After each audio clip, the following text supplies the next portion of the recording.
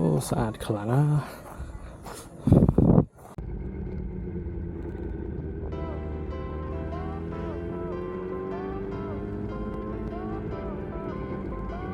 អូខេសួស្តីទាំងអស់គ្នាជួបមួយខ្ញុំម្ដងទៀតហើយខូច vlog ហើយថ្ងៃនេះខ្ញុំមកតពីវីដេអូដែលខ្ញុំទៅគិរីរំពីអ្នកមិត្តភ័ក្ដិខ្ញុំហត់លើផ្លូវ14រឿនហ្នឹងចឹងនឹងតអស់បានខ្ញុំនឹងដាក់ចូលវីដេអូហ្នឹងហើយនឹងនេះជាវីដេអូ part 2 របស់ខ្ញុំណាអ្នកនរគ្នាសម្រាប់អ្នកទាំងអស់គ្នាដែលចង់មើលវីដេអូ part 1ណាអ្នកនរគ្នាខ្ញុំនឹងដាក់ link នៅក្នុង description នៅខាងក្រោមអ្នកទាំងអស់គ្នាអាចចុចចូលមើលបានទៅអាហ្នឹងមានវីដេអូភាគ1ឯណាគ្នាមើលអ្នកនរគ្នាមើលវីដេអូភាគ2យកហ្មងគឺអត់យល់ទេដោយសារតែខ្ញុំធ្វើ2ភាគខ្ញុំកាត់វាជា2ភាគអញ្ចឹងដើម្បីឲ្យអ្នកនរគ្នាស្រួលមើលកុំឲ្យនាទីវែងពេកអញ្ចឹងណាហើយសម្រាប់បងប្អូនដែលមកថ្មីមកមើល channel របស់ខ្ញុំកុំភ្លេចជួយចុច like និង subscribe channel ខ្ញុំម្នាក់មួយផង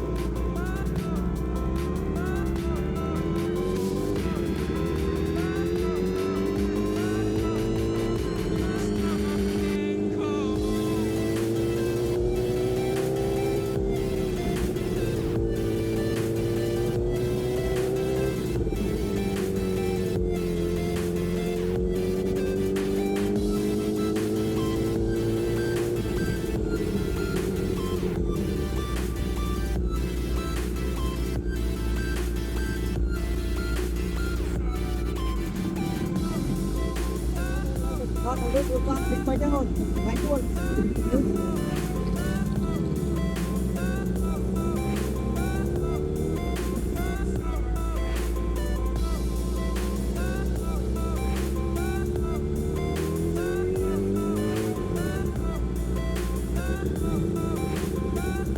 có bà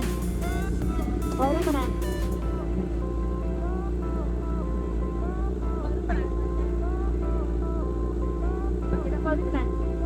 tao lứa đó mẹ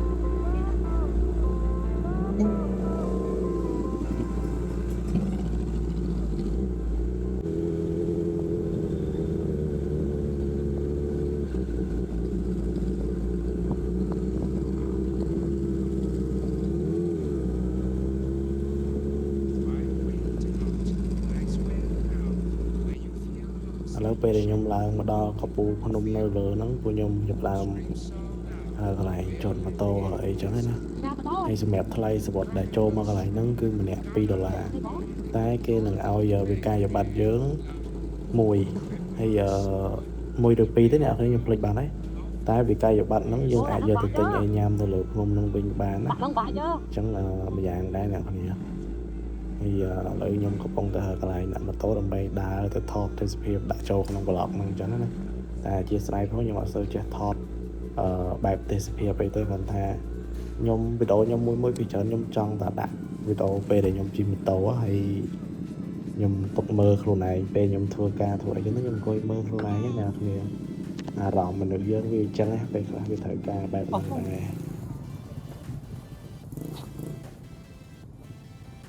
đồ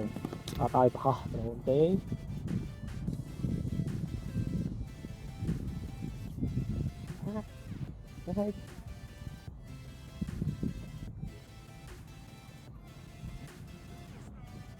rồi mà ngày nay mấy sponsor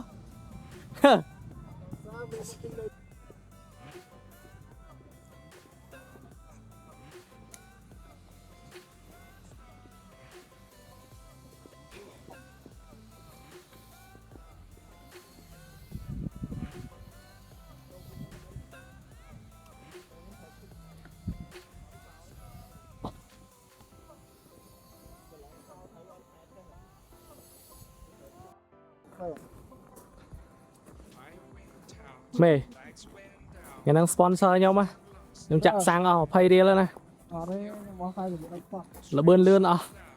pi mờn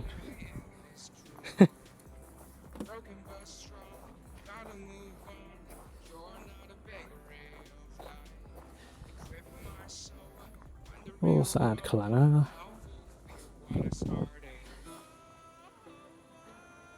đó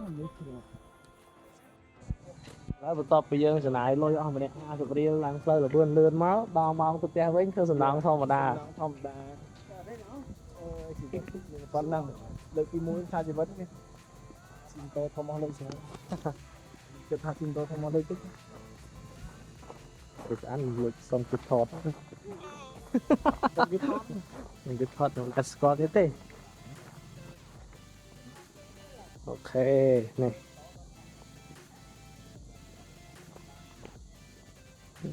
đây là 2 ម៉ូតូហ្នឹងអ្នកនរគ្នា